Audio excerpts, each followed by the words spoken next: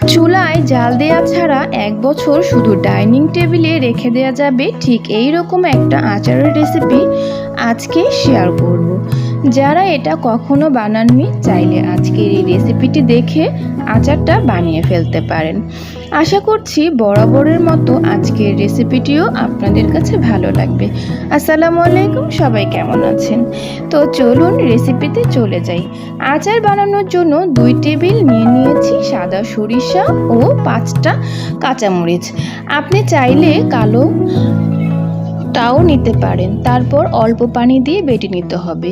এখানে আমি আম নিয়েছি 1 কেজি। আমগুলোকে আগে থেকেই ধুয়ে নিয়েছি।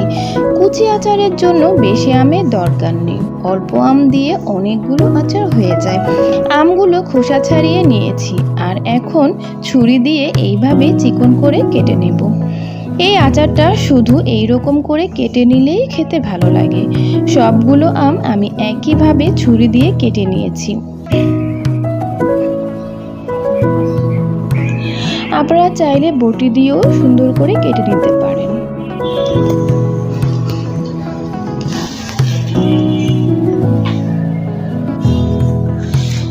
এইভাবে করে আমি সবগুলো আম কেটে নিয়েছি। আম যখন কাটা হয়ে যাবে এটা আপনাকে কষলে পানি ফেলতে হবে না। আমগুলোকে এইভাবে মাখিয়ে নিতে পারবেন।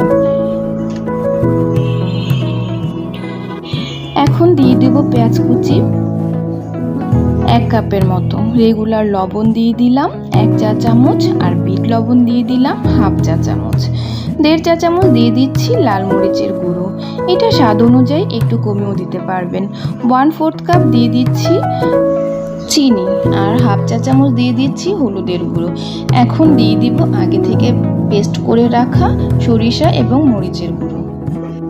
এখন সবগুলো আমকে আলতো হাতে মাখিয়ে নেব। প্রথমে কিন্তু এখানে কোনো রকমের তেল দেওয়ার দরকার নেই। মাখানোর সময় কিন্তু এইভাবে আলতো হাতেই মাখাতে হবে।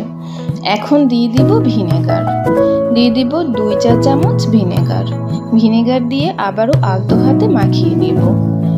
সবগুলো আম খুব ভালো মতো মাখানো হয়ে গেলে এখন নিয়ে নেব একটা বড় সেনির গায়ে আমি আগে থেকেই তেল ব্রাশ করে নিয়েছিলাম।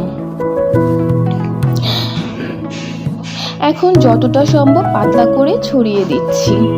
এটা একটু পাতলা করে দিলে একদিনই শুকিয়ে যাবে। একদিনের বেশি শুকানো হলে আচারটা অনেক বেশি হার্ড হয়ে যাবে, তখন কিন্তু এই কুচি আচারটা সফট থাকবে না আর খেতেও ভালো লাগবে না। একদিনের কড়া রোদে শুকিয়ে দেওয়ার পর আচারগুলো দেখতে এখন ঠিক এই রকম হয়েছে আর অনেকটা সফট আছে। এ পর্যায়ে এটা তেলে ডুবানোর জন্য একদম রেডি।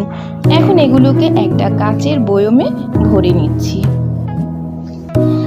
বয়মটাকে আমি আগে থেকেই ধুয়ে পরিষ্কার করে রোদে শুকিয়ে নিয়েছি। এবার একটা প্যানে প্রায় 300 গ্রামের মতো সরিষার তেল গরম করে নিয়েছি। তেলটা যখন হালকা গরম হয়ে যাবে এখানে 5-6টার মতো দিয়ে দিব শুকনো মরিচ। তারপর এখানে আচারে যাতে দারুণ একটা ফ্লেভার আসে সরিষার তেলের ওপরে দিয়ে দিচ্ছি 1 চা চামচ 5 ফোড়ন। এটা গোটা 5 ফোড়ন, গুঁড়ো করা না। আর গরম তেল এখন বয়মে দিয়ে দেব। এইভাবে করে গরম তেল দিতে হবে আর এই আচারটা তেলের নিচে ডুবে থাকে। এই জন্য আপনি এটা রোদে দেওয়ার ঝামেলা ছাড়া ডাইনিং টেবিলেই রেখে দিতে পারেন। এই আচারটা একটু বেশি করে বানাতে চেষ্টা করবেন, কারণ এটা খেতে অনেক টেস্টি হয়। ভাত বা খিচুড়ির সাথে খেতে তো অনেক টেস্টি। যারা এতক্ষণ আমার সাথে ছিলেন, আমার নতুন রেসিপি পেতে অবশ্যই আমার পেজ ফলো করতে ভুলবেন না। আর চাইলে আমাদের চ্যানেলটাকেও সাবস্ক্রাইব করতে পারেন।